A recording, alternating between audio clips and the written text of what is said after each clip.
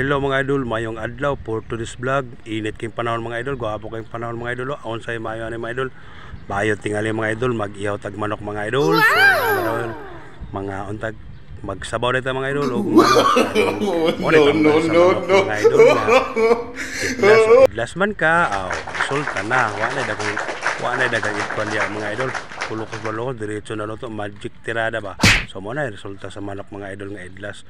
Kay ko ato patumbuhian dili na takatilaw, so ato na lang ihawon. Nakikistorya pa tasin ako nga ayaw boss, pero ayaw ay hello moy desisyon na natika ang sag tambal mo kala mong gaira og daog sili. So mo na siya mga idol, ukab na tirada dia, gabukal-bukal na sus pastang lami ahigop itag sabaw mga idol.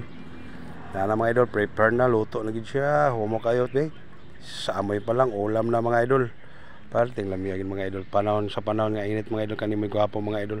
Samot nagting ulan-ulan tingali mo ni sabaw, mo ni ato higopon mga idol nga sabaw init. So mga idol, naa na atong finished product mga idol, ang atong sinabaw nga Bisaya nga manok.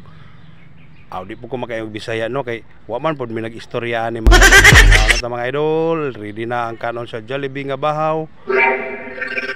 Pamahaw dala na ni paniud to mga idol. So akong paborito syempre isol, atay, batikulon, tiil og dugo. So daghang salamat sa paglantaw.